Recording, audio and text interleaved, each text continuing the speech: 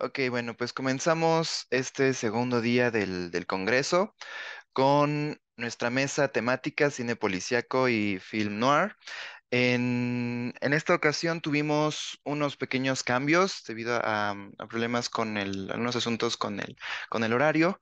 El doctor Rafael García no podrá acompañarnos. Él estará en la mesa 13, se titula Teoría de los Géneros Audiovisuales, el día viernes a las 12. Y en esta ocasión nos acompaña la maestra Rosa, que estaba anteriormente en la mesa 14. Entonces tendremos tres ponencias. El orden, pues comenzará la maestra Rosa, seguido por mí. Yo me presento, soy Héctor y ahorita también estoy apoyando como comité organizador en el Congreso, entonces cualquier duda, me la pueden hacer saber, ¿vale? Y finalizará la mesa con el maestro Luis. Em, ya tenemos los permisos, entonces le cedo la palabra a maestra Rosa, por favor. Bueno, ahorita también una nota más, como pues solo somos tres mesas. Habíamos planeado las ponencias para 20 minutos, entonces, pero es normalmente para una mesa de cuatro ponencias, ¿no? Entonces, pues pueden ser unos minutos más, no habría problema, ¿sale? Entonces, pues comenzamos. Les recuerdo, por favor, al final tendremos una sección de preguntas y respuestas, por lo tanto pueden comentar en el chat las preguntas que tengan para los ponentes y al final las leemos. Por favor, maestra Rosa.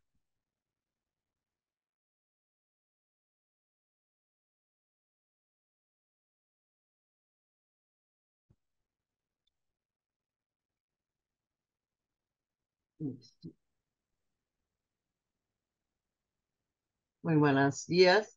Bueno, estoy muy agradecida por la consideración de poder mover esta ponencia y poder compartirlas con ustedes.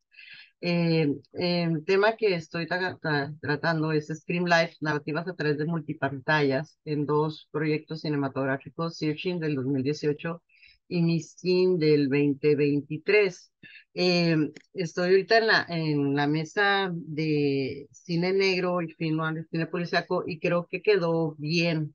Ahorita voy a comentar por qué siento que quedó bien en esta mesa también. Y bueno, para ir introduciendo en las películas, nosotros vamos también teniendo una idea del contexto o de la época en la que se están presentando las tramas o las narrativas, porque hay ciertos elementos tecnológicos que también nos ubican en esa época. O sea, tenemos como son ciertos automóviles en ciertos años, y los medios de comunicación, cómo se presentan. Si vemos una película época, probablemente vamos a ver tren o vamos a ver unos carruajes, y conforme vamos o va evolucionando, perdón, los medios de transporte o estos medios de comunicación también vamos entendiendo cuál es la época que nos están retratando en el contexto de las historias o las tramas que se desarrollan en la película. En este cine, el nuevo cine, de estos años 2000 al adelante, pues vamos a tener las incursiones en las tramas web que llamadas, o sea, de conexiones por celulares o por la computadora, ¿no? Y bueno, aquí es donde entra todo pero bueno, hay que hablar también de la historia, no como el Internet o lo que es la inteligencia artificial, ahora que está toda esta cuestión de la inteligencia artificial y qué va a pasar y que es otro tema, ¿no? Para otro análisis. Bueno, el Internet ha estado presente entonces con esta cuestión de los robots, la cibernética y las máquinas en varios momentos, ¿no? Aquí le puse eventos que son como momentos.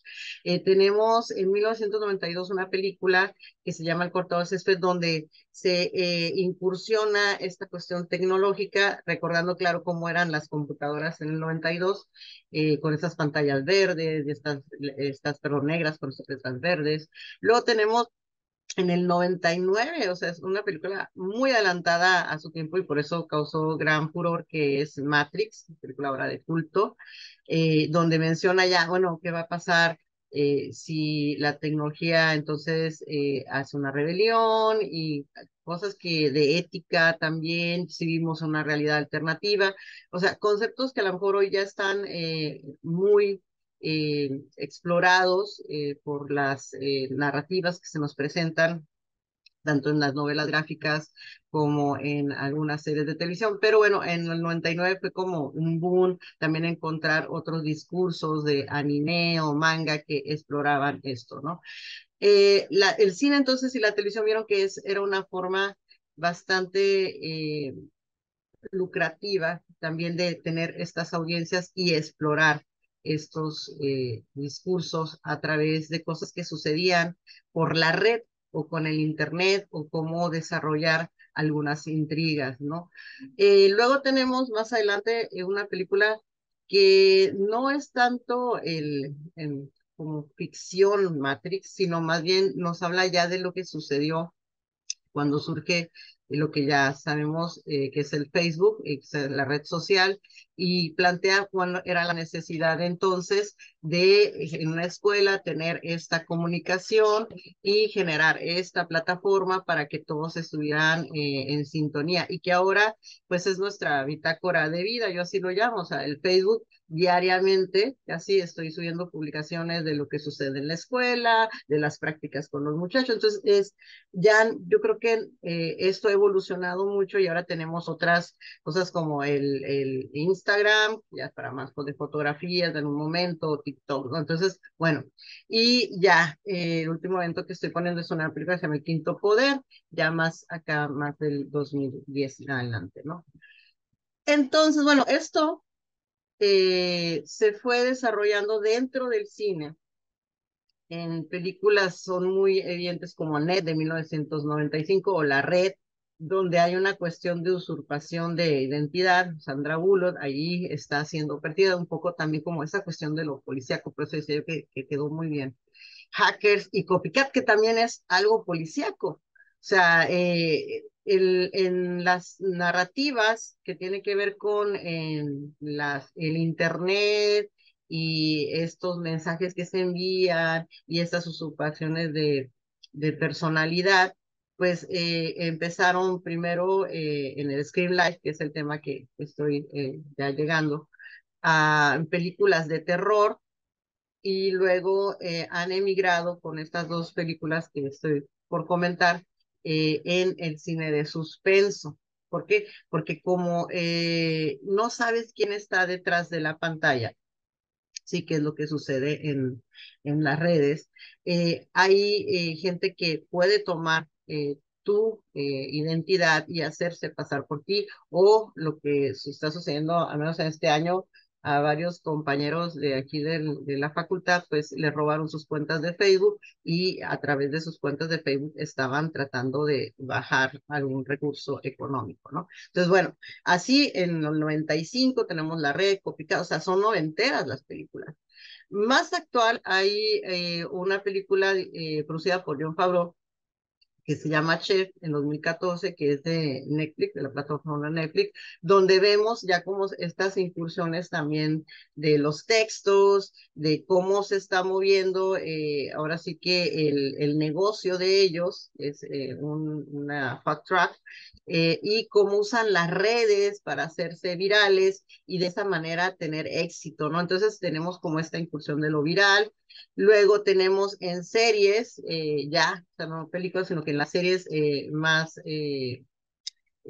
usó las textos en Sherlock en 2014. Vemos cómo están escribiendo y también están pasando estas ideas o estos mensajes y la audiencia junto con ellos estamos siendo testigos de lo que está pasando.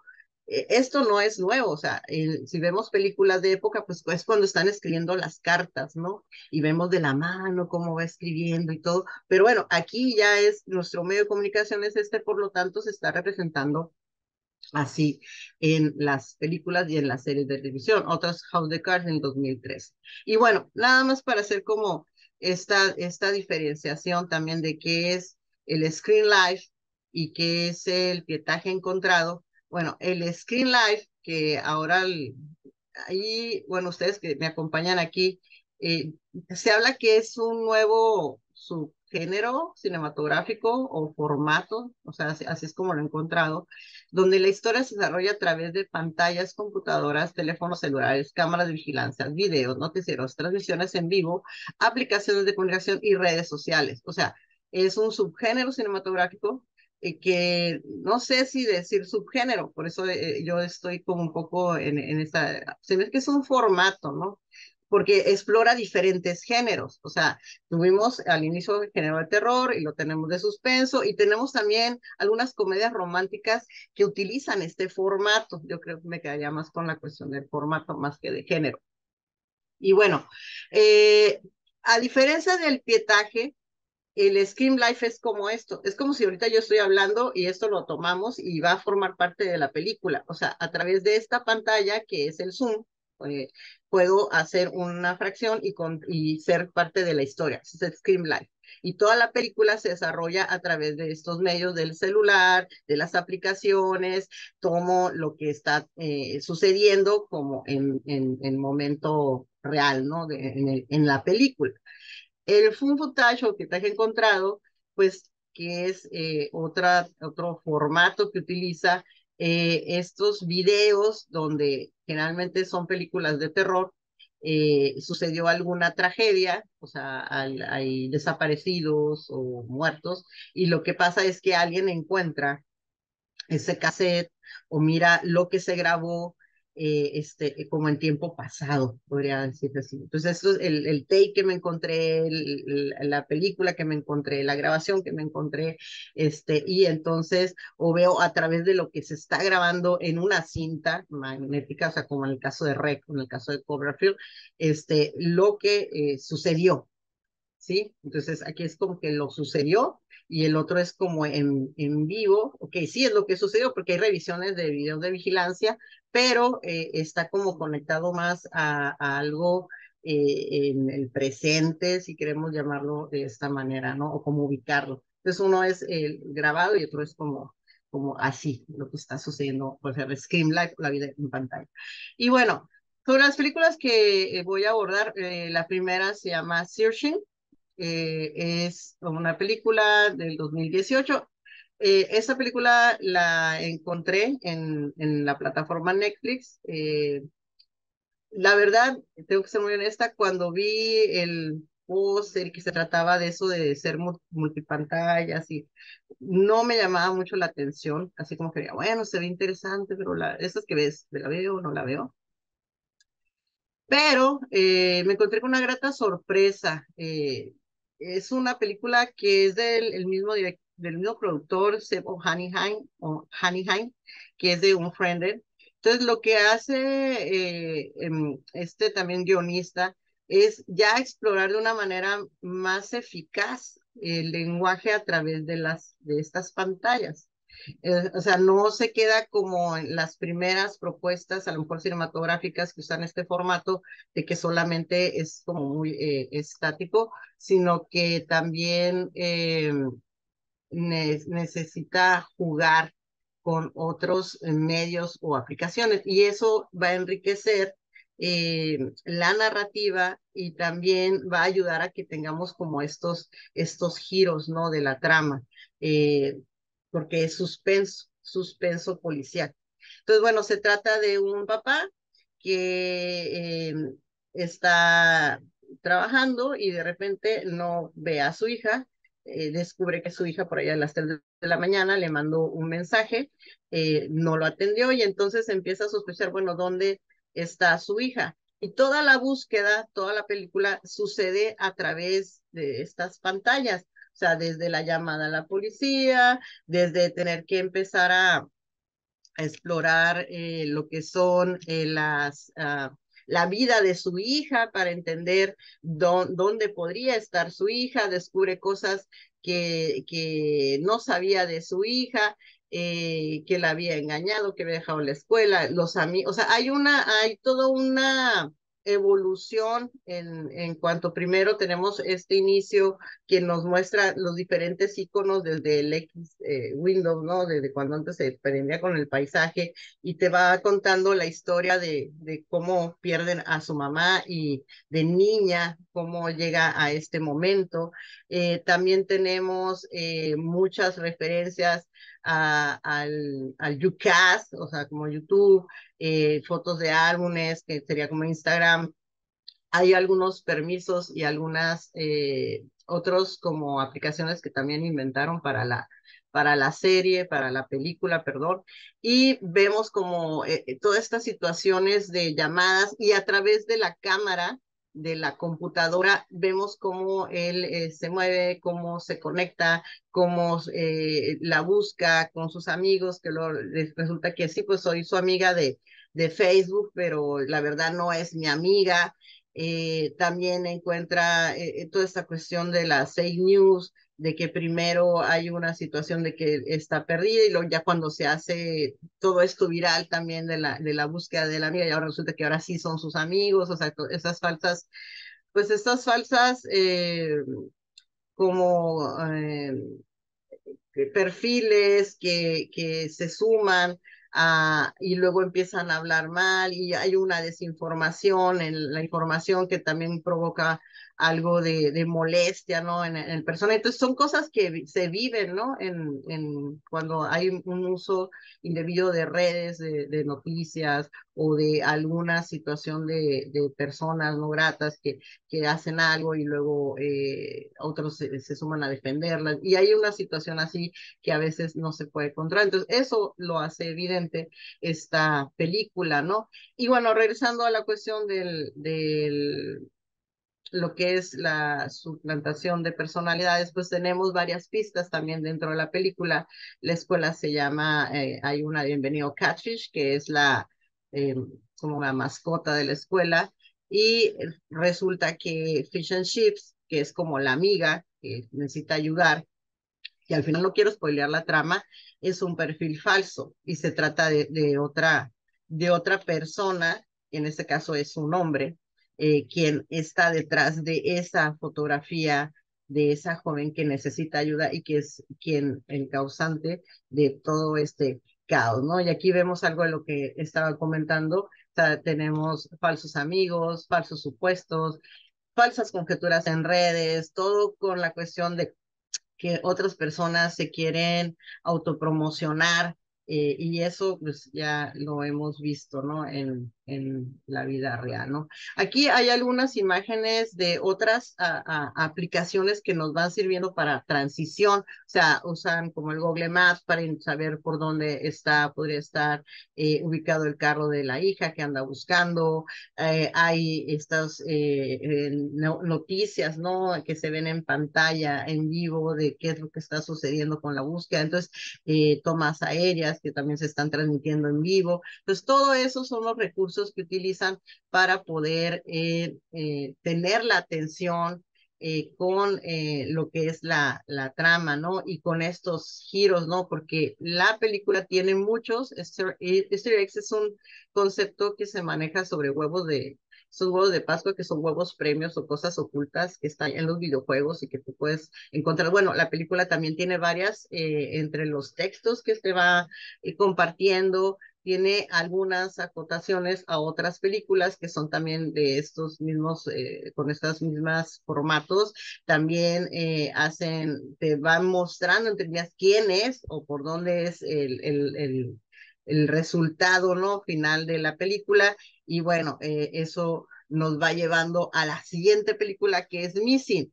Todo esto luego lo hacen Netflix tiene un fiction o no ficción sobre estos casos de personas desaparecidas y que son encontradas y esta un fiction empieza la siguiente película Missing que está viendo un fiction o lo que sucedió en la película de Missing.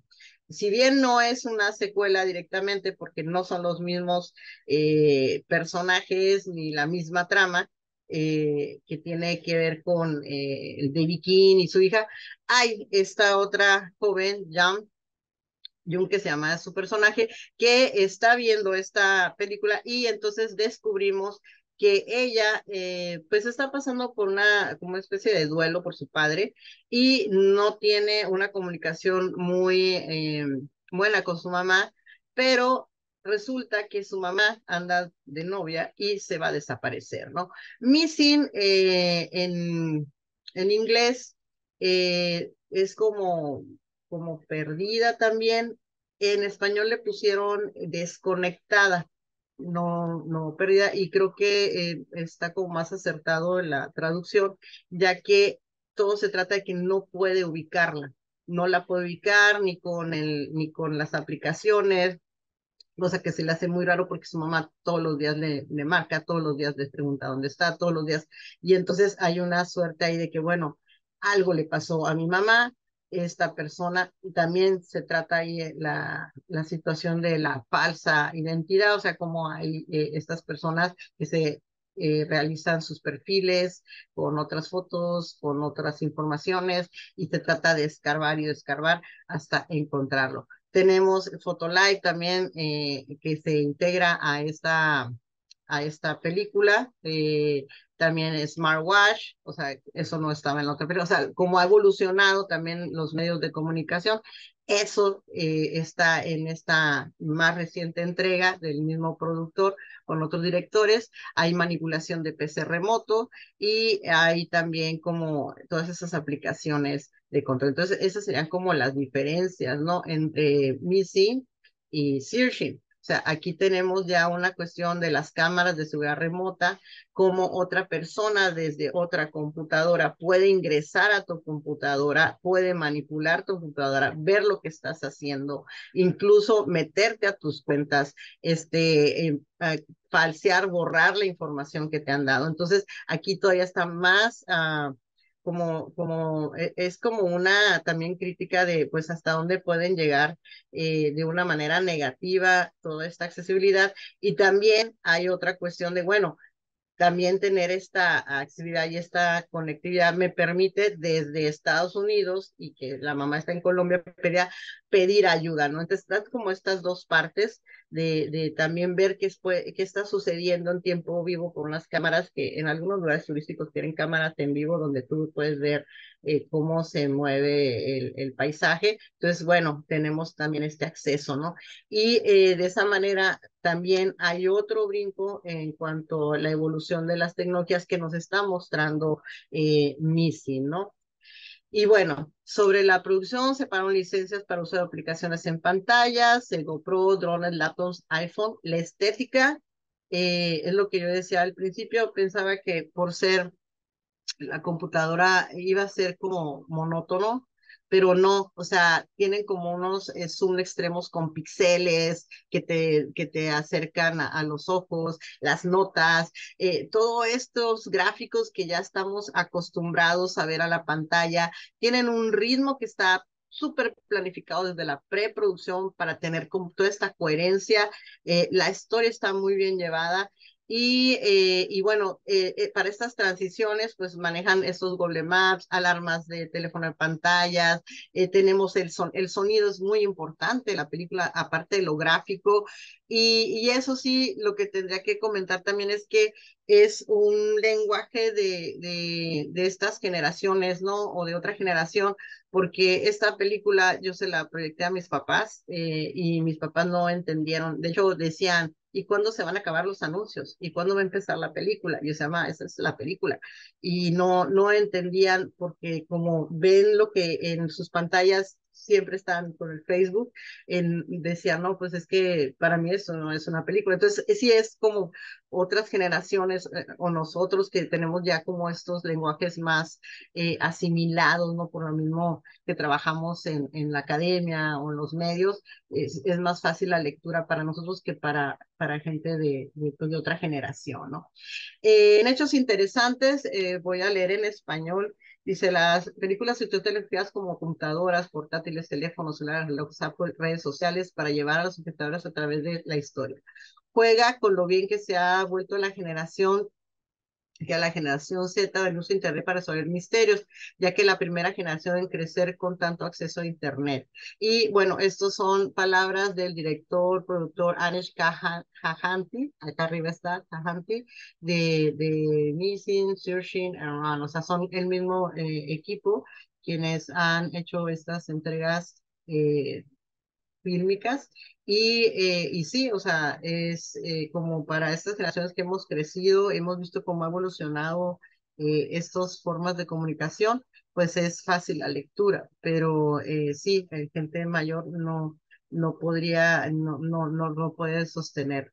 Y bueno, en la conclusión, lo que parecía una técnica experimental hace unos años ha cobrado impulso y ahora con más y más profesionales de la industria se recomienda, eso lo dice Timo Beckman, productor, esta técnica de filmación digital. Y bueno, el hacerlo todo a través de la pantalla o un Streamlight, como comento, tiene mucha planeación de tiene toda esta cuestión donde van a ir los gráficos. Hay mucho diseño, hay que pagar todos esos permisos y también todo esto es muy bien planeado para que en el desarrollo de la trama, uno mantener la audiencia y que estos giros que van dando en el suspenso, ¿no?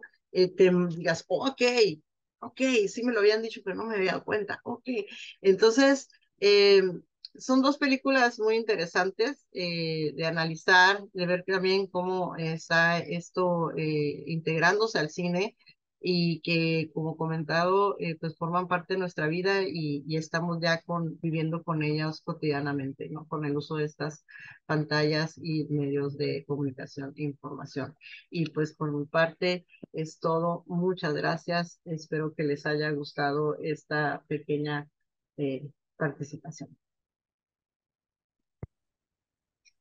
Muchas gracias, maestra. Sí, es muy interesante, ¿no? Como, bueno, uno puede pensar en la evolución de los distintos medios que hace como que se relega un poco el cine, pero puede que muchas veces, en realidad, en lugar de que estén peleados, sino que confluyan, ¿no? Como dice usted, se va integrando.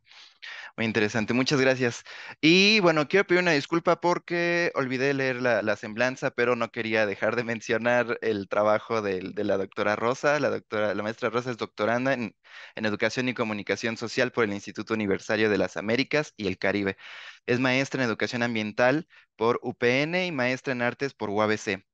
Ha sido 12 años de coordinadora de FANCI, que es el Foro de Análisis y Crítica Cinematográfica en Mexicali. Desde 2012 es responsable del Cineclub UABC, coordinadora de Extensión y Vinculación de la Facultad de Artes UABC, colaboradora del Cuerpo Académico de Estudios y Producción Audiovisual y coordinadora en publicación de libros que son Más allá de la pantalla de 2021, Cámara Adentro 2018, Encuadres cinematográficos, experiencias y reflexiones sobre el cine 2017 y además es miembro de CD Cine. Gran trabajo, maestra.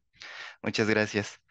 Bueno, continuamos con nuestra siguiente ponencia, em, que es la mía. Denme un segundo para compartir pantalla.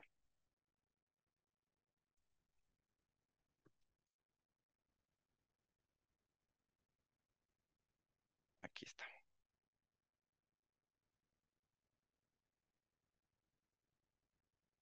Ok, muy bien. Pues de igual manera, comenzaré con mi ponencia. Héctor Cobo es maestro en Ciencias del Lenguaje por la Benemérita Universidad Autónoma de Puebla y en el transcurso de este programa estuvo adscrito a las líneas de investigación, discurso, narración e intersubjetividad.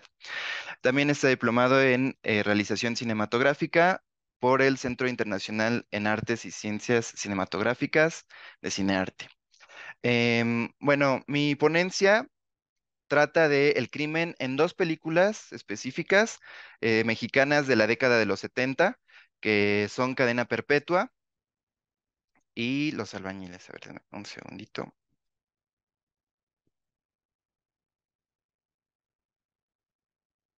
Listo. Y Los Albañiles, la primera de Ripstein, la segunda de Fons. Entonces, bueno, con una breve sinopsis. Cadena Perpetua de 1979. Trata de Javier, que su apodo es Tarzán Lira. Solía ser un criminal y proxeneta en el pasado. Debido a un robo, Es un robo, él no comete un crimen tan grave como tal, ¿no? Pero bueno, es más bien con las personas con las que se metió, ¿no? Es atrapado por el comandante Prieto y termina en la colonia penal de las Islas Marías. Ahí logra hacer amistad con el encargado de la cárcel, el cabo Pantoja. Después de traicionar a su amigo, bueno, al final Tarzán, bueno, tiene algunas relaciones ahí con la esposa de Pantoja. El militar lo apuñala y Tarzán casi pierde la vida. Al salir, esto es lo que en realidad va contando la película con una serie de analepsis. Javier Lira decide enderezar su camino, consigue empleo, se casa, tiene hijos. Desafortunadamente, Prieto regresa para extorsionarlo y pedirle una cantidad de dinero diario, ¿no? Tarzán busca una salida que no encuentra y no tiene otra opción que regresar al mundo del crimen, ¿no? Entonces, va por ahí también el título. En el caso de los albañiles, bueno, Jesús es el velador de una gran construcción que apenas está en proceso. Es asesinado durante la noche. Un personaje, al que le llaman el Patotas, es culpado por el asesinato, pero hay un detective, que es Mungía, que es encargado del caso, busca revelar quién cometió el crimen. Entonces, después de un reencuentro con las relaciones entre Jesús y los demás compañeros, los demás albañiles, concluye que más de una persona puede ser la culpable. Al final, la epifanía en este caso no es la revelación tal del homicida, de quién lo hizo, sino el recuento que Mungia encuentra en el camino, ¿no? La verdad a la que se echa se echa luz es la corrupción, la diferencia de clases, el abuso, estas situaciones. Entonces, para esto, retomé esta taxonomía de géneros de Eric Williams del 2018. Y él va dividiendo como sombrilla, ¿no? Entonces, primero habla de tipos de película que, bueno, yo lo relaciono con el tono, ¿no? De una narración. Y para él, bueno, hay películas de comedia, hay películas dramáticas, ¿no? Y ya de ahí hace una definición de supergéneros que nos dice que los supergéneros, nos da 11, en realidad definen la historia, los personajes y la atmósfera. Entonces, para estos supergéneros se nos dice que hay acción, crimen, fantasía, horror, vida, romance, ciencia ficción, deporte, suspenso, guerra y el viejo oeste. Ya de ahí, de los supergéneros, va como de lo general a lo más particular. Después propone la existencia de unos macrogéneros que lo que hacen no definen como tal la historia, los personajes, la atmósfera, sino refinan, ¿no? Con ciertos elementos. Para esto, bueno, él identifica 50, ahí tenemos algunos ejemplos, ¿no? De lo que son los macrogéneros. Y se pueden combinar supergéneros y macrogéneros, pues se pueden combinar indistintamente, ¿no? Depende de la película, incluso puede haber más de un macrogénero, según lo que nos propone Williams. El siguiente punto ya son los microgéneros que matizan el macrogénero y esto sí es específico, ¿no? Por ejemplo, macrogénero de adicciones puede ser, por ejemplo, una película de crimen. Nos dice que no hay como tal, sí se pueden intercambiar, pero hay unas combinaciones que son más comunes que otras, ¿no? Entonces, por ejemplo, de crimen, podremos hablar de macrogénero de adicción, una persona que tiene alguna adicción y ya después tiene los elementos del supergénero de crimen.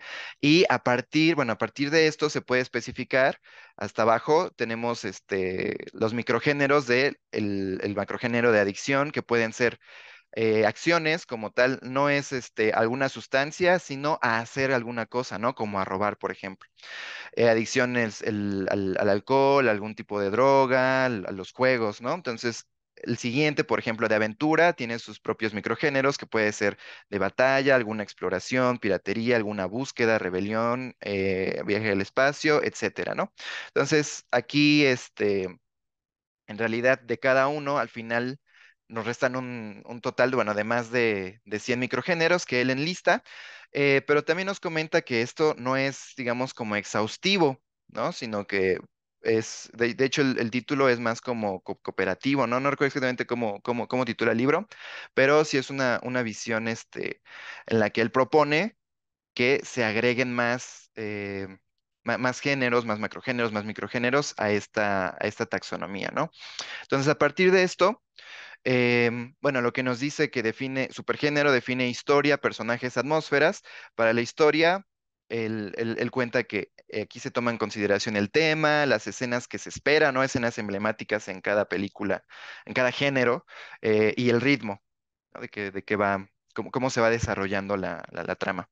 Después de supergénero, bueno, los personajes, que es otro elemento que nos dan el supergénero, pues los tipos de personaje, ¿no? Que es el héroe, y bueno, cualquier otro personaje que se pueda involucrar dependiendo con el supergénero.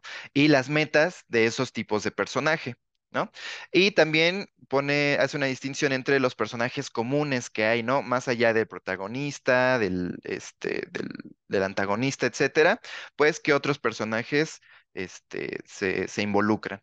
Finalmente, la atmósfera nos dice que la atmósfera nos lo da la locación, el vestuario, la utilería y bueno, esto de expectativas viscerales es una como explicación de lo que la audiencia esperaría ver en la película, ¿no? Entonces, está un poco relacionado con las escenas esperadas, porque por ejemplo, en una película de romance, pues esperamos ver el momento en el que la pareja, pues se relaciona, ¿no? Su cita y el desarrollo de su relación. Em, bueno, aquí está un poco desglosado, más específico, ¿no? Los temas en cuanto al supergénero de crimen, que bueno, para el tema es la exploración de la verdad, tenemos ideas del antihéroe, escenas esperadas, acto criminal, pistas, bueno, las pistas y testigos que ayudan por lo general hay un detective, ¿no? Pistas falsas, traiciones, identidad equivocada, y al final la justicia final al criminal o la resolución del crimen. Y el ritmo de la historia es por lo regular, nos dice nosotros y ellos, bueno, la historia puede ser cómo va el criminal, cómo va el policía, ¿no? Hace esta distinción. Los personajes, tipo de personaje, bueno, el principal A, criminal, cuya meta es, la tenemos abajito, hacer frente a un sistema, persona, situación que considera injusta. Debajo tenemos policía o detective, cuya meta es defender la ley y o el status quo. Personajes comunes, bueno, víctima, testigos, secuaces, el jefe, juez o jurado. Y la atmósfera, tenemos locaciones, bueno, alguna locación que permita, ¿no? Ocultarse, a este criminal, ocultarse. Tenemos una ciudad grande, paisaje rural abierto, camuflaje repetitivo de los suburbios. Para vestuarios o utilería, describe vestuario con el que las personas puedan cambiar de identidades, armas, cosas que puedan ser utilizadas como armas, las pistas como parte de la utilería, herramientas para analizar pistas. Y las expectativas, bueno, gimnasia mental y verbal, que es, bueno, a partir de lo que se está narrando, se está diciendo lo que encuentra el investigador, pues tratar de delucidar quién es el criminal. Violencia del personaje, ¿no? La violencia que recae en este personaje que es la víctima. Y bueno, el crimen inusual o inesperado, ¿no? ¿Cuáles son? Pues si hay, por ejemplo, en la película de asesinos seriales, estamos esperando, o incluso los mismos detectives, ¿no? Esperan cuándo va a hacer el segundo, bueno, el siguiente movimiento, el siguiente ataque. Específicamente, en el caso de cadena perpetua, aquí es como, em, bueno, logré definir, ¿no? Que dentro de este supergénero, pues, quedan estas dos películas que son cadena perpetua. Tenemos la exploración de la verdad como aquí no está como tal del punto de vista, es desde el punto de vista del personaje del criminal, ¿no? De Tarzán. Entonces, no vemos tanto a un detective explorando, buscando la verdad. Solo en una ocasión, una vez que se da el contexto de Tarzán, viene el problema del robo de los abrigos, ¿no? Que en realidad, bueno, ahí Prieto llega ya sabiendo que es él, ¿no? Entonces no, como tal, no lo vemos ahí investigando, pero pues bueno, en el caso de Tarzán sí intenta ocultar la verdad. La idea del antihéroe, bueno, Tarzán es el personaje que no puede superarse, ¿no? Por más que intenta hacer las cosas bien al final, no puede. Escenas esperadas, el acto criminal, aquí, bueno, es muy importante, les decía, no hay un acto criminal como sangriento o algún asesinato, cosas así porque en realidad Tarzán es ladrón, ¿no? Y después de este hostigamiento de Prieto, él decide que no va a regresar al crimen, pero pues finalmente el acto criminal más importante no son todos los anteriores, sino este primer acto que lo hace regresar a la vida de criminal. Pistas y testigos, una de las chicas por las que, bueno, que trabajaban para Tarzán es quien lo acusa. Rosa Montes lo acusa por el robo de los abrigos. Pistas falsas, traiciones, identidad equivocada, aquí no hay, como les comentaba, Prieto pues ya sabe que es Tarzán. Justicia final y resolución del crimen. Bueno, aquí es más como la parte de justicia final que pues hace alusión al título. Tarzán no quiere ser un criminal, pero eh, lo hostigan para hacerlo y al final no tiene otra solución más que regresar a su vida de criminal. Entonces no es como que llevarlo a la justicia para que pague por haber robado, sino que su misma justicia es estar encadenado a eso, ¿no? Esa es como tal su cadena perpetua. Ritmo de la historia, no sigue como tal esto de nosotros y ellos, sino que el relato está contado entre el presente, que él ahora ya es una persona de bien, bueno, entre comillas, porque pues también lo vemos ahí, ¿no? Que tiene una amante y cosas así. Entonces, es entre la vida de ahora y estas analepsis a la vida que tenía en el pasado. Los personajes, bueno, tipo de personaje, criminal es Tarzán, detective Prieto. Las metas, bueno, Tarzán está en contra, ¿no? De la situación que considera injusta, no quiere ser un criminal. Eh, en el caso de la meta del detective, que es defender la ley o el status quo, bueno, aquí nos aclara que en el sistema no defiende la ley después de que encuentran o que Tarzán le da los abrigos a Prieto de que está bien, pues ya perdí, ya me atrapaste, le da los abrigos a Prieto y Prieto habla con el encargado, con su jefe, y le dice, bueno, pues nada más aparecieron tres abrigos y él se queda con otros, ¿no? Entonces no es como tal que defienda la ley, sino que también ve por sus intereses aquí el policía. Personajes comunes, la víctima puede ser personas a las que roba Tarzán, pero ya ahora en el presente, pues la víctima es el mismo Tarzán, ¿no? Y es víctima del sistema judicial. Testigos, el Gallito, que es también un mafioso, que es este compañero de Tarzán. Al final él lo hace, lo ayuda, ¿no? Lo ayuda, pero no para denunciar a Prieto, ¿no? Sino le propone, si me traes cosas para vender, pues te doy tanto porcentaje de lo que cueste. Secuaces es el Cotorra, en realidad ya vemos como villano a Prieto y es un personaje que sigue al comandante.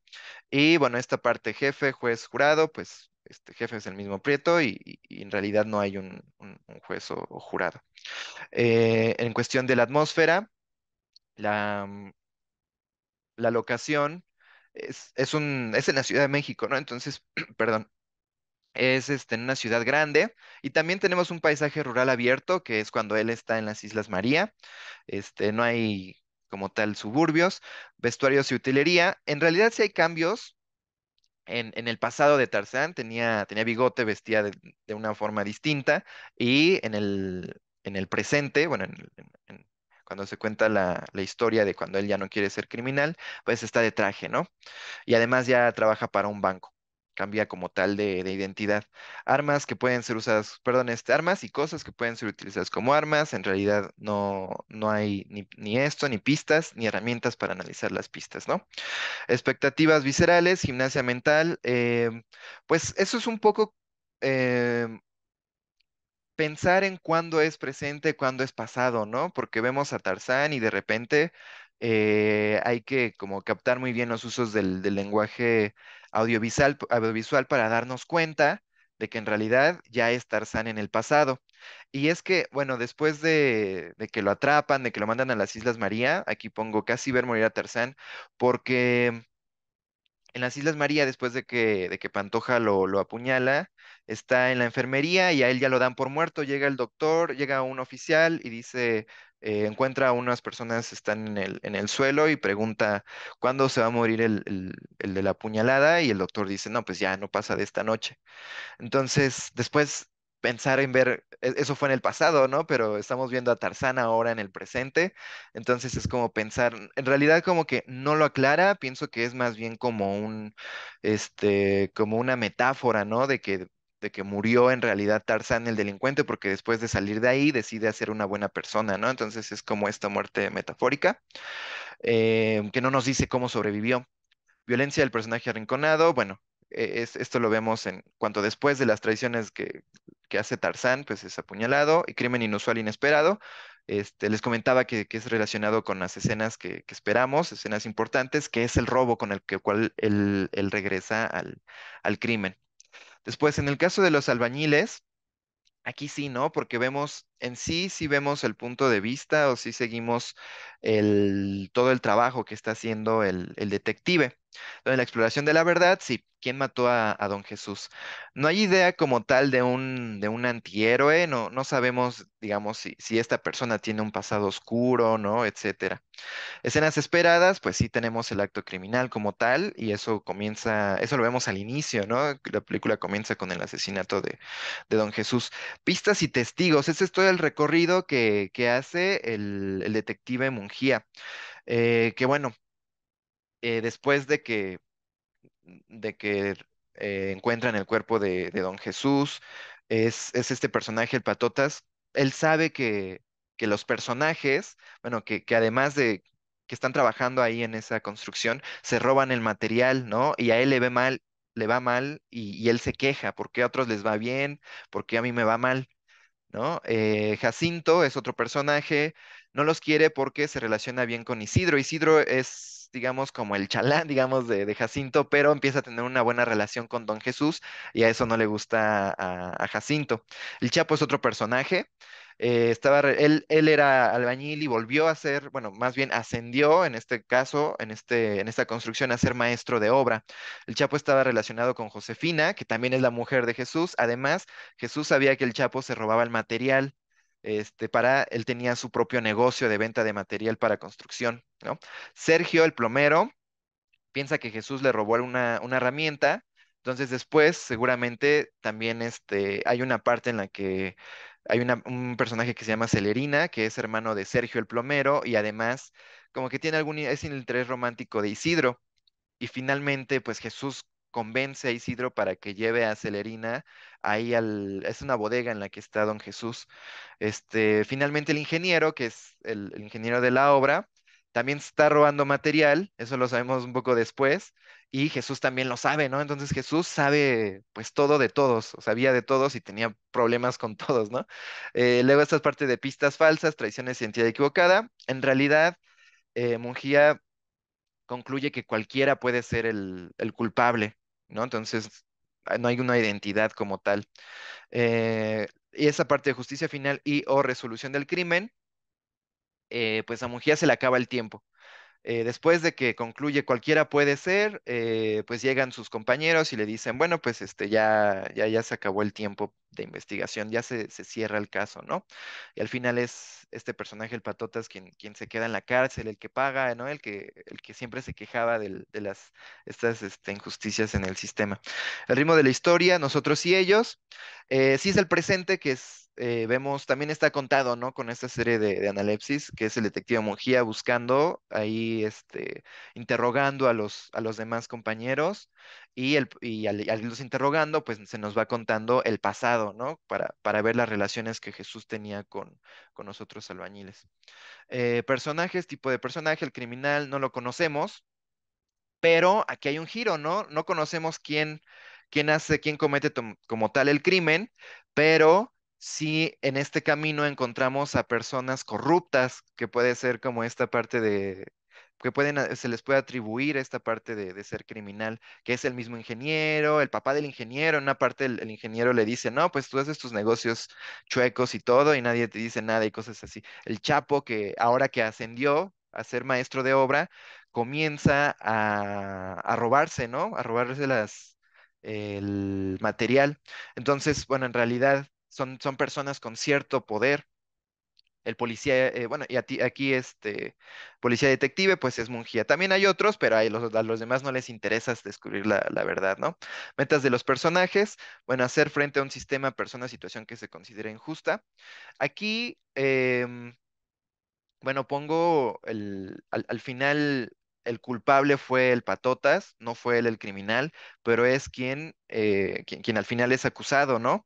Patotas siempre denuncia las injusticias, se está quejando de que los demás ganan bien, ¿no? Quienes están, por ejemplo, hay este otro personaje, Jacinto, pues le ayuda al Chapo a robarse el material. Y el Chapo pues también le pasa su dinero, ¿no? Entonces es lo que justamente denuncia este personaje que es Patotas.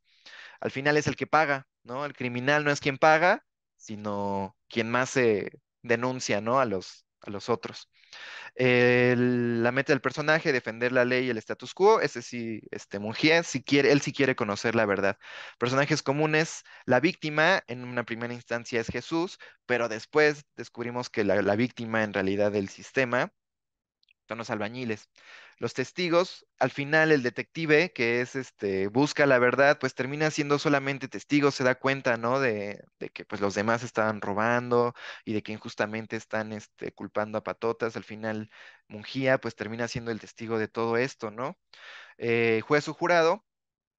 No lo vemos como tal, pero cuando los compañeros de Mungía llegan y dicen que se acabó el tiempo, dice al final hablan de alguien que les dice que ya, se acabó el tiempo. Entonces dice, llegan y algo comentan, ¿no? Como, pues él dice que ya se te acabó el tiempo. No sabemos quién es él, pero sí, tienen como este poder, ¿no? De decidir una sentencia.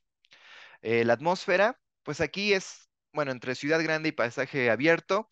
En realidad la construcción es como ambos, porque vemos esta evolución, ¿no? De que primero es un terreno y vemos cómo va cambiando. En vestuarios y utilería, el vestuario en el que las personas pueden cambiar identidades, aquí como tal no hay. Armas y cosas que pueden ser utilizadas como armas. En realidad cualquier herramienta ahí como con los albañiles puede servir como arma. Hay una pelea entre el plomero y Jacinto y cada quien usa sus herramientas, ¿no? Que lo que tiene a la mano, lo que está usando como herramienta para construir, lo ocupa como arma. Pistas, herramientas para analizar pistas. Esto no, en este caso no hay. Expectativas viscerales, gimnasia mental y verbal. Aquí sí, ¿no? Sí estamos buscando. De acuerdo con esta pista, pues fue Patotas. ¿Hay otra pista? No, pues entonces fue el ingeniero que sabía que Jesús sabía que se está robando, ¿no? Pero después el Chapo tiene un romance con la mujer de Jesús, ¿no? Pues sí estamos ahí como pensando quién puede haber sido. Violencia del personaje arrinconado, crimen universal, bueno, el asesinato de Jesús, que es el que inicia. Ahora entonces, bueno, estos son una parte de supergénero. En el caso de cadena perpetua, más específico, podríamos encasillar, bueno, podemos introducirlo en este macrogénero de adicción y lo explica así, ¿no? Williams. Como esta parte de acciones, como tal, pueden ser a veces sustancias, pero en este caso nos dice, hay acciones comunes como el alcohol, las drogas o el juego, pero los personajes también pueden tener comportamientos y acciones adictivos como la acumulación, el daño autoinfligido, la cleptomanía, la promiscuidad, etcétera. Y en realidad eso es lo que, digamos, como que lleva a Tarzán a su propia ruina, ¿no? Sus formas de que siempre piensa en cómo robar, entonces incluso le dicen que él es un artista, ¿no? Para eso lo adulan por su capacidad. Y bueno, también promiscuidad en el pasado, tanto como en el presente, ¿no? Como en el presente tiene su amante y todo, y él piensa que, bueno, todo esto fue lo que lo lleva al final. Bueno, también otro comentario, ¿no? Al final él está como hablando con Dios, pidiéndole que por favor, él quiere hacer las cosas bien y todo, y pues ya se va a dejar, incluso ya en el presente, en el que él supuestamente ya es bueno, él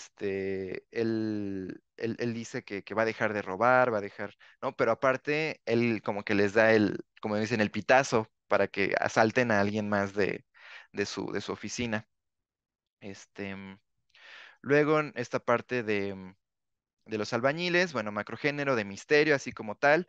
Microgénero podrían quedar dos, que es el Who Done It, historia policíaca, que es el crimen, y vemos al detective buscando quién lo hizo. Y hay uno que se llama de delito específico, bueno, en inglés crime specific, y yo creo que ese es el apropiado porque asume el punto de vista del detective, ¿no? Dramatiza los estragos emocionales que el caso provoca en el personaje. En realidad, pues el detective sí está como afligido un poco, ¿no? Porque no logra saber quién fue el criminal. Y aquí, bueno, hay algo, siento que hay cosas más específicas, ¿no? Que no se explican quizás con los supergéneros que propone aquí Williams, como es esto, ¿no? De que el patota se queja, etcétera, o que en realidad Tarzán es víctima del sistema judicial. Entonces, para esto, bueno, consulté esta tipología de géneros cinematográficos dominantes en el cine iberoamericano. Esta es la tipología propuesta en un artículo por el doctor Zavala. Y él propone, pues bueno, que algunos géneros dominantes pueden ser comedia romántica, comedia sexual, cine biográfico, cine musical, cine político, cine de reivindicación, adaptación literaria o ritos de paso. Bueno, aquí retomo estos dos que son de reivindicación. Esta explicación nos dice, el protagonista ha sido víctima de una injusticia infligida por su condición social, por algún azar del destino, tiene la oportunidad de reivindicar esta justicia, ya sea porque confraterniza en el enemigo con el enemigo de clase o porque alguna circunstancia particular le permite recuperar la dignidad que parecía haber perdido. Adquiere forma de denuncia social o reconstrucción histórica. Pues aquí está, ¿no? Vimos personas víctimas de una injusticia por su condición social. También Tarzán es una persona, digamos, pobre, bueno, de clase baja, y los albañiles, ¿no? Adquiere forma de denuncia social. Pues vemos como Tarzán, como es sometido por el comandante Pantoja, y pues bueno, las personas que están en poder, en el caso de los albañiles, pues no terminan pagando nada, ¿no? Y bueno, esta parte de adaptación literaria también es muy común. En este caso, ambas películas son adaptaciones. Entonces al final quedaría, además del macrogénero de adicción, pues yo pondría macrogénero como cine de reivindicación, y puede tener microgéneros porque dice que busca esta justicia, ¿no? Entonces puede ser positiva o negativa. Y bueno, esto me recordó mucho a Bremont, ¿no? Que puede ser o mejoración o degradación. Sería degradación en el caso de ambas películas, ¿no? Y también en el caso del macrogénero, pues como adaptación. Pues como microgénero puede ser, ¿no? Tipos de adaptaciones, pueden ser alguna representación fiel, la transposición, reinterpretación, adaptación libre. En este caso, bueno, aquí no elegí una porque pues ese es un estudio, digamos, como más concreto, ¿no? De la adaptación, y pues sí, no me metí como tal en las novelas. Y ya, bueno, finalmente, pues, ¿cuáles son las variaciones de supergénero crimen en Cadena Perpetua de los Albañiles? Bueno, al consignarse en el cine de reivindicación, hace una denuncia en contra del sistema judicial, el cual no defiende la ley. Los personajes tipo, así que sea especial, no logran cumplir o deciden no cumplir con sus objetivos. Es decir, un personaje no se queda, no es como el modelo perfecto del personaje, ¿no? De que cual detective es el modelo perfecto del detective, el criminal no es el modelo perfecto de criminal. ¿Por qué? El comandante Prieto en realidad es criminal. Tarzán es el criminal y al final resulta ser víctima. Mungía pasa a ser solo testigo de cómo el sistema trata a la clase social baja, ¿no? Las víctimas, los albañiles, al inicio uno de ellos pudo ser criminal, finalmente terminan como víctimas. Y aquí me gusta mucho la secuencia final de los albañiles. Pues ya se va Mungías derrotado, y hay un traveling en una calle en donde hay albañiles, bueno, eso típico, ¿no? De que están esperando y tienen su letrero, albañil, carpintero, plomero, etcétera. Pues ellos son, ¿no? En realidad, las víctimas. Este, bueno, ya finalmente quería mencionar algunas características individuales. Cadena Perpetua tiene estética de cine noir, y Los Albañiles, como su texto, tiene un sentido religioso, ¿no? Como Jesús. Hay un diálogo que dice, lo que pasa es que tú a fuerza quieres ver en mí a un cabrón, ¿y sabes por qué? Porque tú solo miras lo que llevas dentro, pura mugre, pero no le hace, para eso estoy yo aquí, para cargar con tu mugre y contra los demás, ¿no? Con la de los demás.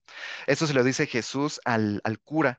Y bueno, es curioso porque se llama Jesús, y él es como que está pagando por todos, ¿no? Es como quizás el que paga por los pecados de los demás. Y al final, bueno, de hecho, cuando hacen la bendición, él es quien carga la cruz, ¿no? Bueno, en esto no, era nada más como dato. En realidad, para terminar, era ¿no? Las variaciones. Esto es, digamos, como la forma de conclusión, porque no se puede quedar como tal, como crimen en el género ideal, ¿no? En las características ideales del género, sino que estas son un poco de las variaciones. Pues eso es todo por mi parte y muchas gracias. A ver. Recuerden, al final, pues vamos a abrir un momento de preguntas y respuestas y también dejé aquí un mensajito de aquellos que necesiten constancia de asistencia a esta mesa, pueden ingresar al enlace para tramitarlo. ¿Sale? Y bueno, vamos con nuestra última ponencia de hoy, bueno, de esta mesa, que es del maestro, ay, perdón, estaba viendo otra, Luis, ya. Él es estudiante de doctorado en multimedios de la Universidad Estatal de Campinas, Unicamp. Ha publicado textos en periódicos como Ecopost, Movimiento, Parágrafo, SFRA Review, discutiendo, entre otros temas, la teoría e historia del cine, el uso de categorías genéricas en el audiovisual y la influencia de la disciplina de estudios culturales en las artes. Entonces, le cedo la palabra, por favor, maestro Luis. Olá a todos y todas, muchas gracias. En primer lugar, me gustaría de agradecer la organización de este evento y cumplimentar a mis colegas de mesa. Es un placer estar acá mismo que en distancia.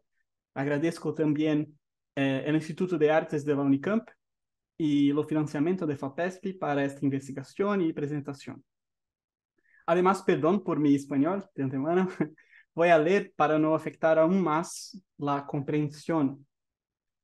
Bien, con el objetivo de explorar temas y estéticas en el cine policíaco latinoamericano, se analizarán 3 películas que retratan grandes robos.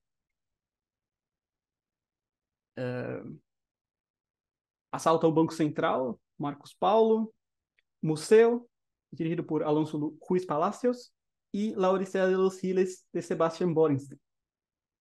Ejemplos de las cinematografías contemporáneas en Brasil, México y Argentina, respectivamente.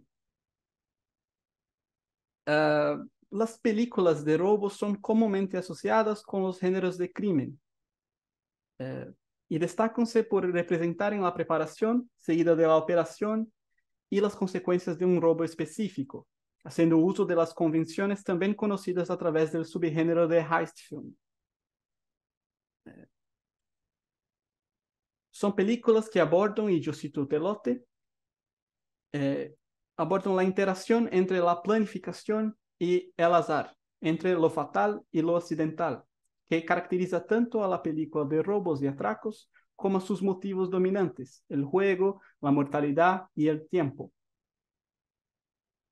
Steven Neal apunta que las décadas de 50 y 70 produció una serie intermitente de películas de robos y que con otras variaciones genéricas de las películas de crimen, del cine policíaco en general, retrataron, y yo cito nuevamente, una imagen del gángster como encarnación de un individualismo condenado al fracaso, como un inconformista fuera de la ley, cuyas energías son finalmente destruidas o contenidas por una sociedad cada vez más burocrática y corporativa a la que él mismo desafía.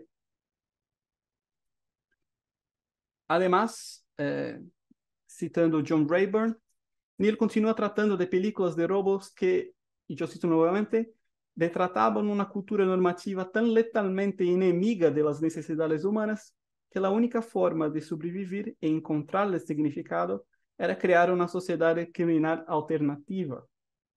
Este será un tópico que retornaremos más adelante. De todo modo, el cine negro no es tan solamente un término descriptivo, pero tampoco directamente relacionado a una visión unívoca, pero también, y tal vez más decisivamente, y yo cito James Narmore aquí, una tendencia crítica del cine popular, un antigénero que revela el capitalismo salvaje. No estoy diciendo aquí que las películas que serán analizadas son gran ejemplos de crítica social o que las elegí por sus temáticas o apostas políticas. Son obras en larga medida populares, con actores y actrices conocidas, que tuve circulación internacional, entre otras cosas. Al mismo tiempo, son producciones recientes plurales en sentidos temáticos y estéticos. Y sobre todo comparten ese recorte genérico particular. Películas que retratan personas comunes, marginalizadas y también el tradicional fuera de la ley. Aunque las películas seleccionadas tratan de cuestiones sobre todo nacionales, debates acerca de la cultura, economía y identidad local, constantemente extrapolan sus respectivos territorios, posibilitando un análisis más extenso que incorpora elementos latinoamericanos y también mundiales. Bien, pasando para Asalto ao Banco Central, atraco al Banco Central. La película hace una fabulación del atraco al Banco Central brasileño, hecho en 2005, en Fortaleza. La solución encontrada por los criminosos fue cavar un túnel entre una casa en la capital de Ceará y el cofre del banco. Como sabemos que el robo sería exitoso, gran parte de la atención de la película radica en articular tramas interpersonales, Mineiro con Barão y Carla, Tatu y Doutor, Décio y Leo, personajes. Justo al comienzo de la película, con el protagonista Mineiro saliendo de la prisión, aparece la convención de armar un equipo y la búsqueda de profesionales específicos que comúnmente acompañan ese proceso, similar al comienzo de la gran estafa, Ocean's 11, de 2001. Há también convenciones que no son interesantes, como por ejemplo la existencia de una femme fatal, Carla, que existe muchas veces como objeto para mirar y desear con poca influencia directa en la trama. En repetidas ocasiones está ahí para acosar a otros personajes, como la vecina, Barão y el propio Mineiro. Las referencias no son apenas narrativas, ciertas imágenes o ideas cinematográficas como Acuero embaixo del banco, isso é coisa de películas, Buraco embaixo de banco, isso é coisa de cinema em português. Además del aspecto religioso o evangélico, también se debate superficialmente y en segundo plano cuestiones de género y sexualidad, homosexualidad sobre todo, particularmente. Tras el atraco, la película gira en torno de las secuelas del robo, con el equipo que la cometió peleándose. Paralelamente, la Policía Federal continúa su investigación. El dúo de detectives también es muy convencional. Uno más experimentado, Chico Amorim, en la derecha, y líder de la investigación, y una más joven, Paula Brandão, mejor preparada en los procedimientos policiales actuales. Asalto ao Banco Central es autoconsciente, visto que utiliza demasiadamente de estas convenciones, incluso más que Museo y Odisea de los Giles, que veremos más adelante, que primero ubica a Bernard con una estrella de cine o alguien lo suficientemente famoso para ser reconocido y fotografiado, o encuentra una solución para un robo en una película, como en Odisea de los Giles. También há una intención de explorar la aparente historia del país, de que mesmo condenados por su antipatriotismo, los criminosos tienen acciones que son de cierta forma justificadas, visto que el país en la cinta es totalmente corrupto y para algunos lo crimen compensa, segundo la película. Al final, Chico, retirado, inicia un monólogo similar a Ed Tom en Sin Lugar para los Débiles, No Country for Old Men, estrenada 2 años antes. Y yo cito el trecho del diálogo. Chico dice: fui retirado, ya no pertenezco a este mundo. Hoy todo es muy diferente. Hoy los bandidos son diferentes, la delincuencia es diferente, los criminales son diferentes y la policía es diferente. Señala a Thelma y dice: pero tu intuición, tu experiencia, y Amorim complementa diciendo que no se conectan a Internet. Y prosigue: yo estudié en la escuela clásica. En mi época tenía clases de latín en la escuela y leíamos los gran clásicos, sobre todo los libros de detectives. George Simenon, Agatha Christie, Conan Doyle, Dashiell Hammett. Eu arrestei o Bandido da Luz Vermelha, Sete Dedos, Promessinha, Quinzinho, criminosos famosos de São Paulo em las décadas de 40 a 60. Es un retrato, por tanto, de una persona cansada que siente que su tiempo pasó y que no consigue luchar contra la violencia contemporánea. Pasando a museu, que se sitúa entre la ciudad satélite y la Ciudad de México, y comienza con este slide, con esa información que esta historia es una réplica de la original. Se hace también referencia al también famoso y real asalto al Museo Nacional de Antropología, ocurrido en 85. El protagonista, Juan Núñez, es un tanto obsesionado con la historia del México anterior a la invasión española y tiene una relación difícil con su familia. El robo está planeado antes que empiece la película. No hay exposición directa. Núñez y Benjamin Wilson se ven empujados a él, al robo. Son dos personas a las que habitualmente se deja de lado y se las trata como ciudadanos de segunda clase. Es una obra que se aparta de las convenciones del género por la especificidad de los objetos robados, ya que el objetivo suele ser principalmente el dinero. Pero la tensión convencional del robo está presente, impregnada de silencio y de escenas con detalles en el primer plano, sobre todo, juego de luces y humo, etc. Esto tiene sus raíces en la historia del género y en sus antecedentes formales. Aquí una diferencia es que el robo a hilos mismos, a todo el México, tiene otro tipo de gradación, así como en Asalto al Banco Central. Una escena ilustrativa. Tras el robo, Núñez y Wilson son detenidos por un coche de policía que busca los objetos robados. Como los soldados no conocen las piezas, no conocen la historia del México, acaban tomando los objetos por artesanías y confunden a Núñez con un actor famoso, en referencia al propio Bernal. Una vez más, la especificidad del robo propone una otra relación, especialmente con la población mexicana. Además del espacio de intercambio posterior, un otro espacio histórico, Palenque, también refuerza el elemento. La riqueza que hoy se vende no solo se presenta en los objetos, sino también en los viajes y guías que venden la historia como turismo. En general, es una película que se centra mucho más en el desarrollo de los acontecimientos que necesariamente en la planificación y el atraco. Como tal, la película es mucho más contemplativa, con una especie de suspensión de la acción, con énfasis en la reflexión de los personajes.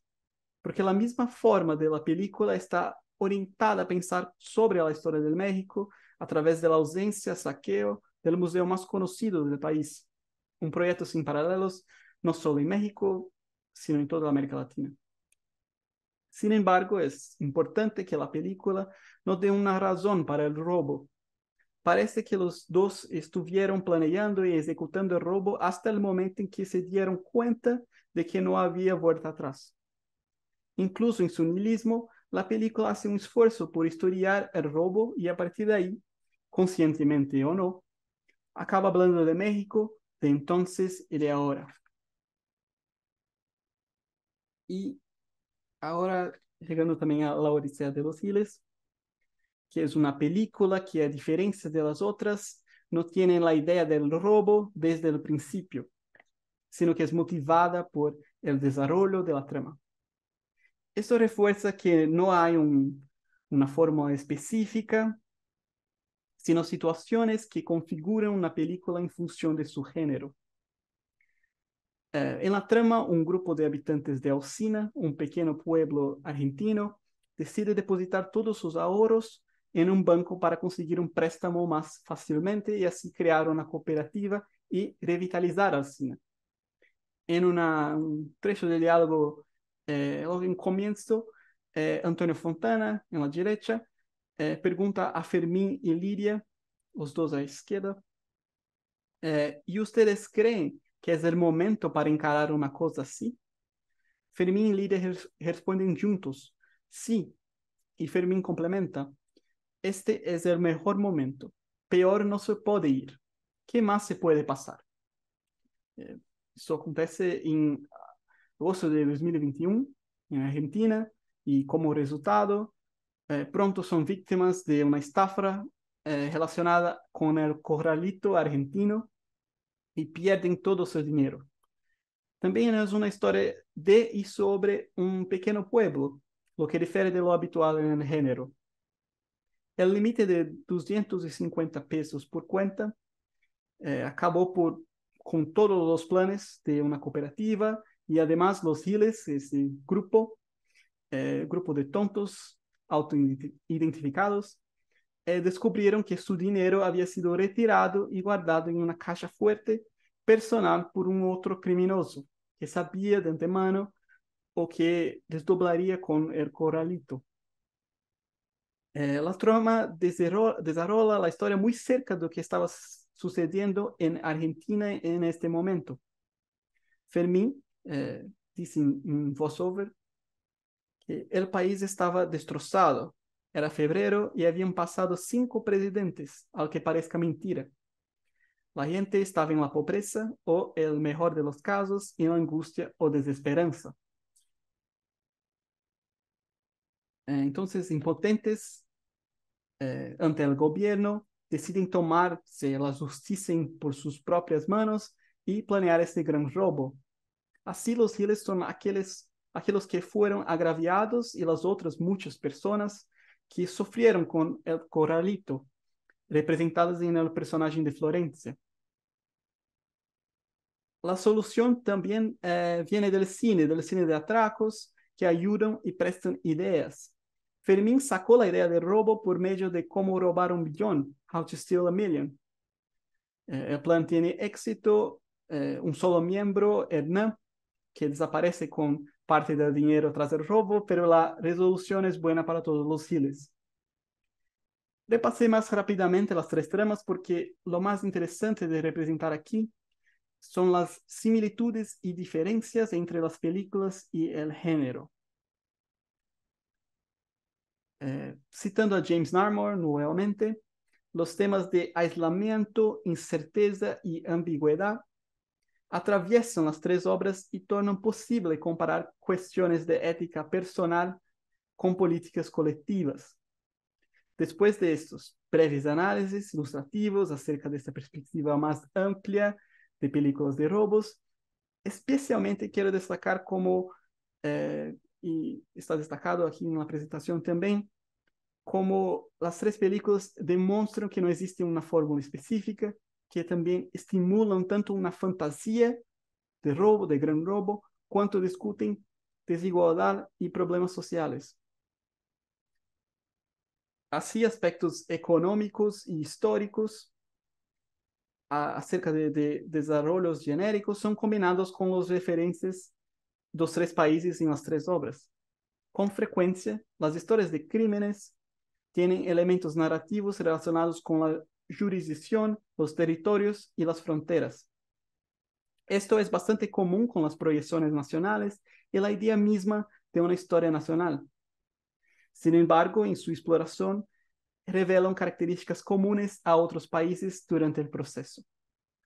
Y como hay mencionado en la sinopsis, el presente trabajo forma parte de una investigación más amplia acerca de las formaciones del cine policíaco contemporáneo en América Latina, desde el año 2000 hasta la actualidad, a través del análisis de sistemas mundo, que divide la producción global en centro, periferia y semiperiferia.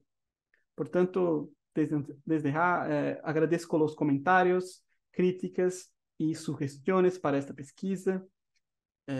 Aquí son mis informaciones de contacto y mis referencias. Muchas gracias, muy obrigado.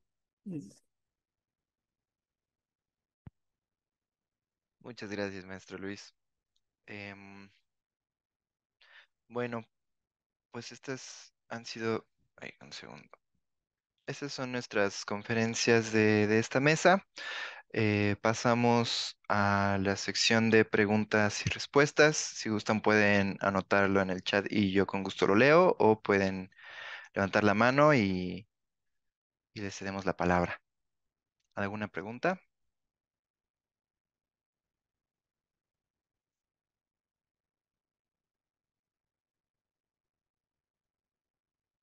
Ok, sí, maestro Luis, adelante, por favor. Muchas gracias, Héctor. Tengo dos comentarios Sí, por las presentaciones muy buenas. Eh, para Rosa es muy apropiado su tema para un evento online. Y creo que me gustaría de oír más acerca de cómo los medios son utilizados, no solo en sus aspectos visuales, los motion graphics que presentó a nosotros, pero en qué medida usted percibe que sus usos son especialmente en producciones para plataformas de streaming como Netflix. Se percibe que es una relación entre el uso de los medios visuales y las plataformas. Y para Héctor también, pensé que si ve también otra perspectiva, otra pregunta pensando las características de streaming, si ve que los microgéneros tratados por Williams pueden ser relacionados con un tipo de clasificación de tags de Netflix, que muchas veces relacionan las obras con elementos poco precisos, no es el caso de Williams, mas en Netflix es poco preciso, como películas explosivas, instigantes, que no necesariamente muestran ciertas referencias, ciertas características genéricas de las películas en las clasificaciones. Solo, entonces, me gustaría de oír a los dos acerca de esto. Muchas gracias. si gusta comenzar, maestra. Bueno, lo que comenta sí, creo que el formato, por eso dice yo, subgénero formato, ¿no? La cuestión del stream live, está siendo muy utilizado en diferentes películas. Si bien empezó como todas esas, como el plano secuencia, ¿no? Para hacer como todo este estilo visual, que así es como inician estas películas de terror. Luego da este giro a las películas de suspenso, que por eso ya quedó muy bien por toda la cuestión de lo policíaco, la intriga, adivina quién, y es como comentas, o sea, es el formato de las pantallas, los iconos que aparecen, y yo creo que lo rescatable de estas películas en particular que compartí es que explora de una manera no solamente de adorno, eso es lo que quiero como establecer. No es un adorno que aparezca el Google Maps o no es un adorno que aparezca el Ringtone, sino que eso le suma a la narrativa, porque a partir de eso es como va haciendo como estos giros de tuerca de la historia y te va mostrando qué es lo que viene detrás de y va descubriéndotelo. Aparte que también en el diseño te pone ciertas pistas, ¿no? O sea, hay momentos de silencio, por ejemplo, en la de Nissin y en las dos, que están a punto de apagar la computadora, así como, ok, ya se acabó, hasta aquí llegó el plano y voy a apagarla y de repente algo hay en el personaje que no lo hace y bueno, empieza a descubrir otras cosas. Ahora, sobre estas herramientas que vemos en las películas de Netflix, eh, creo que en la pandemia fuimos muy susceptibles a cómo se estaban retratando viendo. Por ejemplo, esta película, la de Sirshin, yo pensé que había salido por la cuestión pandémica, que fue en el 2019, 2020, ¿no? Que nos guardamos y resulta que no, que es previa a este, es 2018. Entonces, fíjate, la visión que ya tenían estos realizadores de explorar con estos medios de información, que ahora, como comento, ya los tenemos bien identificados porque durante estos 2 años de pandemia, pues convivimos de esta forma con nuestros seres queridos y con nuestro contexto, porque no había otra forma. Estábamos dentro de la casa, entonces tuvimos que explorar, aunque bueno, yo me rehuso un poco al TikTok, yo al TikTok no le he entrado, pero, pero bueno, entonces, ¿qué es lo que vemos El tema me llamaba la atención explorarlo porque empecé a ver otras producciones que no eran estas. Una comedia romántica italiana que venían como estos, mucho del texto era a través, o de la participación a través de estos lenguajes de mensajes, ¿no? Entonces decía yo, ok, ya están, no es que no lo hubiera visto, pero ahora forman más o tienen más presencia en la narrativa y tienen más presencia visualmente y los sonidos, y luego al rato vi otra comedia, y dije, ahora son dos, y luego apareció una que se llama Quilty, que también está como él encerrado y está como en la búsqueda de una situación, y entonces dije, ok, ya es como en Netflix, o sea, este tipo de películas en Netflix, empecé a ver mucho, y dije, ok, ahora está muy, muy presente eso. Entonces como que la idea primero era como hablar de estos recursos que ya forman parte de las narrativas y del desarrollo de una historia, y luego llega Searching. Y yo dije, ok, ya esto ya es como, ya todo es a través de esto.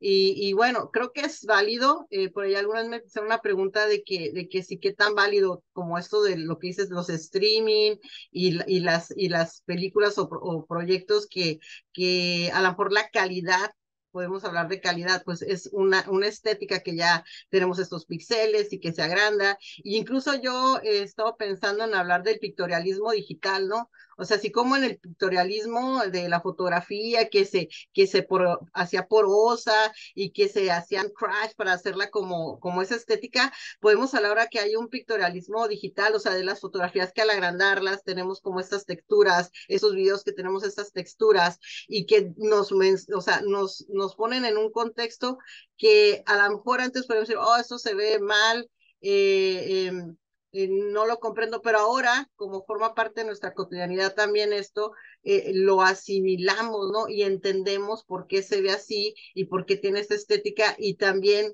la validamos de alguna forma. Entonces, bueno, como le digo a mis estudiantes, se trata de explorar todo, se trata de tener como todas esas herramientas que nos permiten los medios, pero siempre y cuando las usemos para decir lo que queremos decir o podamos decir el mensaje o la historia y le sume, no le reste y tampoco le quite todo el protagonismo, porque al final de cuentas todo esto nada más es un medio, una técnica, unas herramientas para decir y contar algo, y lo importante es lo que queremos contar. Y creo que ahí me quedaría. Gracias. Muchas gracias, maestra. Bueno, en cuanto a a la pregunta, bueno, yo creo que depende, ¿no? Bueno, en cuanto a estas clasificaciones que hace Netflix, ¿no? Porque una vez también revisando, hay otra página que es Film Affinity y en géneros decía, por ejemplo, adolescencia, ¿no? Cosas así. Y yo creo que podría quedar dependiendo de si en realidad, yo creo que por ejemplo ese de adolescencia sí quedaría como un supergénero. Em, si define como tal a un grupo de varias películas para que ya se pueda nombrar como tal, ¿no? Supergénero o microgénero dentro de un supergénero. Entonces yo creo que sí muchas veces son como descripciones de lo que vas a ver, ¿no? Vas a ver muchas explosiones y muchas veces sí son esto, ¿no? Esta película pertenece a este otro grupo, como por ejemplo yo sí incluiría pues esto de las multipantallas, ¿no? Porque puede haber una película de crimen, puede haber una película de romance, puede haber una película de horror y ya después puede estar el formato o quizás podría incluirlo aquí en estos supergéneros que es sus propias características. Incluir esto porque si hay un grupo de películas que están tomando estas características para definirse como tal, ¿no? Como género.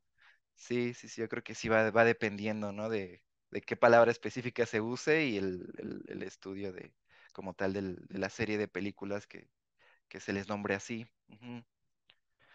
Y bueno, hay una pregunta aquí en el chat. Dice, pregunta, ¿cómo ante las más recientes producciones cinematográficas que ha estudiado, considera necesaria una reclasificación o nuevas incorporaciones en los géneros cinematográficos? Pues quizás no reclasificación, porque pues me gusta esta taxonomía, porque pues sí parte mucho de este punto de inicio, ¿no? De que pues primero fue comedia y tragedia, ¿no? Pero no se ha quedado atrás y siguen, en muchas películas sí podemos definir este tono cómico, este tono, perdón, no era trágico, era dramático. Y también después, pues, películas de romance, películas de horror, pues igual ha habido y yo creo que siempre va a haber, ¿no? Entonces alguien puede decir, yo quiero hacer esta película de horror.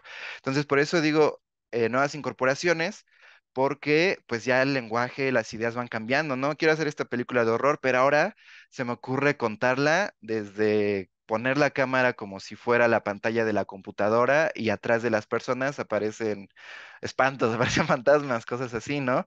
Entonces, sí, como que lo que me gusta también, bueno, esto es lo que decía, ¿no? De esta taxonomía retoma lo que ya pues está planteado y además no es como que elimine o que se reconsidere, se reclasifique, sino que se va incorporando y el autor lo menciona directamente, ¿no? Pienso que porque lo menciona como una taxonomía colaborativa, ¿no? Ya ustedes pueden, de acuerdo con las películas que se vean, se le puede ir agregando, ¿no? Eso es lo que opino de en cuanto a reclasificación, incorporación, yo creo que me parecería más adecuado. Y una pregunta más para la maestra Rosa. ¿Las multipantallas amplían y o diversifican la experiencia estética del espectador? ¿Hacia dónde van los estudios a futuro sobre la experiencia que ofrece las multipantallas? Por favor, maestra. Creo que a extender las experiencias y extender también como los formatos y bueno, que hablabas, creo que se pega un poco con lo que estabas comentando de los géneros, ¿no? Hay una hibridación ya de los géneros. Tenemos, por ejemplo, hay un documental que se llama Hasta los dientes, muy fuerte sobre el asesinato de dos estudiantes acá en Monterrey y el punto así como climático, vamos a decir, del documental tiene que ver con la grabación de o sea, las cámaras de vigilancia, el tiempo real de cuando estas personas fueron violentadas, ¿no? Entonces, es como el hilo conductor del documental. Entonces, estamos usando ya una imagen que viene de una cámara de grabación donde se expone un encubrimiento que hay en este caso de violencia. Estoy hablando del documental. Luego también hablamos de multipantallas, ya no nomás en la cuestión de cómo alimentamos la producción, sino también estos espacios de exhibición en la que varios productos audiovisuales no tienen otra salida, ¿no? O sea, las salas también de cine pues tienen como muy corto el espacio para poder proyectar documentales, video experimental y otro tipo de proyectos audiovisuales que no son comerciales. Entonces, estas multipantallas o otras formas o canales de mediación son las que permiten que estos proyectos puedan ver a la luz y tener algún alcance de audiencia, ¿no? Con redes. Entonces, bueno, estamos hablando en la cuestión de multipantallas, en estructuras, en medios de comunicación, en canales de exhibición, en formas que también pueden alimentar algún proyecto documental, no ficción, ficción, experimental. Y entonces, la verdad, el abanico es muy, muy grande. Ahora, ya no, la cuestión es como las multipantallas, bueno, que son estos canales y las formas que nos podemos acceder a esos proyectos, es qué va a pasar con la inteligencia artificial. Que eso es, yo creo que el tema que seguiría ya en analizar, ¿no? Lo que está sucediendo con la IA, si estamos o no estamos a favor. Aquí algunos estudiantes se han manifestado, bueno, pues, ¿qué va a suceder? Por ejemplo, con los productores, realizadores audiovisuales, con los animadores. Algunos ven ventajas de que, esto me llevaba 3 días hacerlo y ahora le digo a la aplicación, házmelo y me lo hace en minutos, no segundos, no sé. Entonces, bueno, hay como cosas que tenemos que seguir trabajando en cuanto al lenguaje, estos nuevos lenguajes o estructura para el lenguaje audiovisual, como la verticalidad, perdón. Por ejemplo, aquí graban en vertical y nosotros, no, es horizontal, no, mire, profe, que así, y bueno, también se trata de la escuela de experimentar y luego eso nos va a dar precisamente productos como lo estamos viendo de estos Stream Live, ¿no? Que es otra forma de contar historias y siempre, como comento, lo repito, se puede trabajar con muchas cosas que nos ofrece la tecnología. Lo que importa y siempre lo que va a importar es lo que el director, la productora, lo que se quiere contar y la audiencia, cómo lo toma, cómo lo analiza y qué reflexiones puede ser sobre esos proyectos audiovisuales. Y creo que por ahí dejaría como esta reflexión y sí ver qué es lo que sigue y seguir como analizando cómo va evolucionando esto. Muchas gracias, maestra. Em, ¿Alguien más tendría alguna otra pregunta?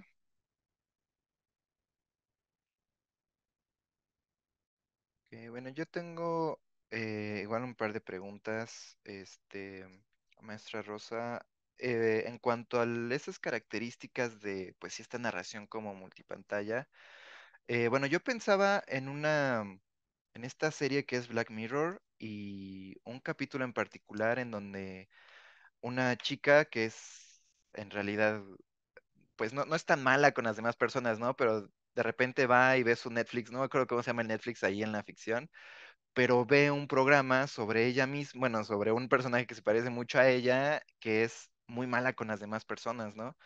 Entonces, no sé si una característica de esta, pues, sí, narración como multipantallas es que, digamos, como el dispositivo que encuadra sea desde, digamos, como que tome el lugar de la computadora, esa es característica obligatoria, o este capítulo que está usando la pantalla como también un dispositivo para, como más como utilería que es parte de la historia, ¿no? Entonces, no sé si esta podría incluirse en este tipo de películas.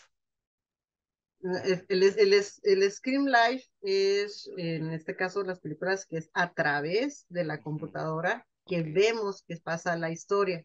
Por eso es bien importante que aparezcan las aplicaciones, que aparezca el Google Maps, de hecho se van abriendo, ¿no? Y por eso se llama también como estas multipantallas, ¿no? Tienes acá el pod y acá tenemos los noticieros y acá, y todo te lo va mostrando en pantalla y luego el director cuando quiere acercarse, te pone como este zoom muy digital que se revienta y los transiciones de una locación a otra pues son dentro de la misma pantalla.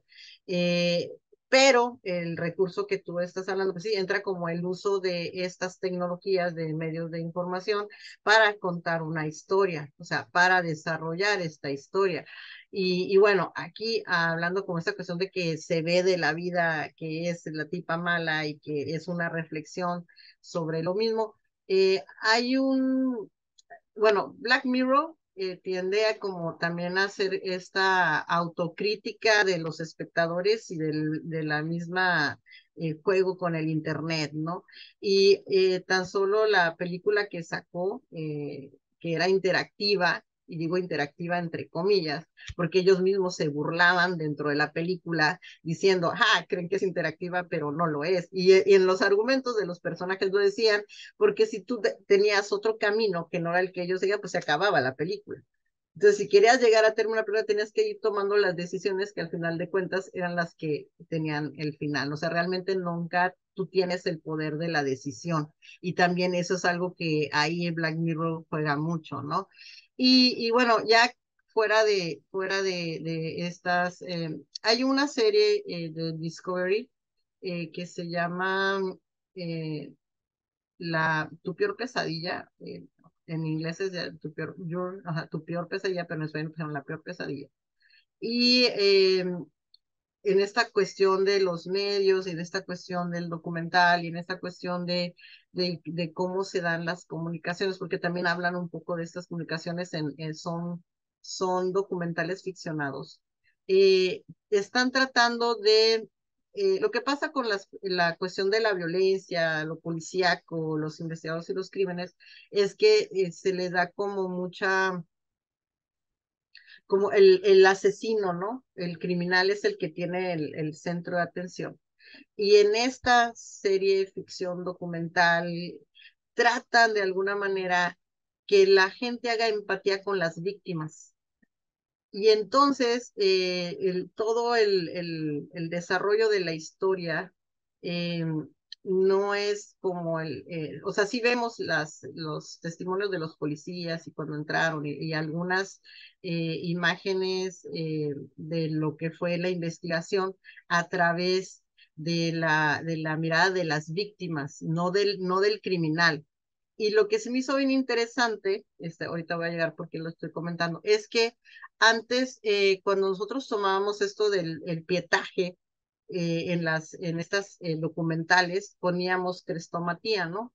Crestomatía y poníamos la imagen del video, de la grabación que fue en el hecho. En las producciones actuales le dicen actual, o sea, en lugar de decir crestomatía, dice actual, o sea, como toma actual.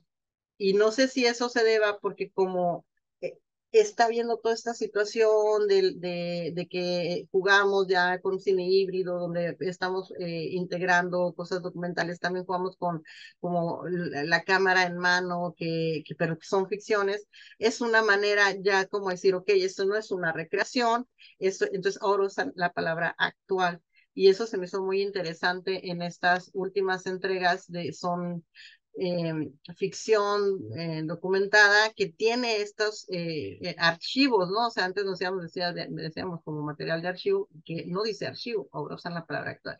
Y creo que es una evolución también que se está dando de cómo identificarlas precisamente por toda esta diversidad que existen de las multipantallas, lo que vemos en TikTok, lo que vemos en los formatos, la reapropiación. Ahorita tenemos nosotros un festival de cine que se llama Ultracinema, y está muy interesante porque ellos toman imágenes de archivos y las mezclan y les meten algunos efectos y es una reapropiación, perdón, de archivo.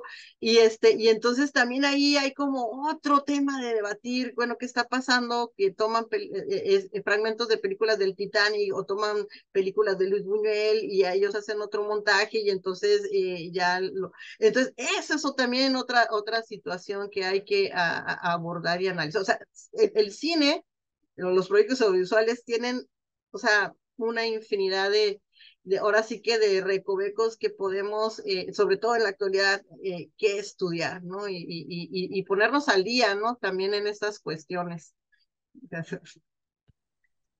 Sí, muy bien, muchas gracias, maestra. Y bueno, ya una última pregunta, para el maestro Luis.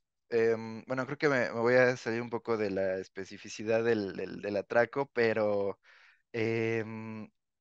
bueno, me agrada un poco, bueno, no, sí, me gustan las películas de Ruiz Palacios y yo siento que, bueno, Museo creo que es no la he revisitado porque la vi hace un tiempo y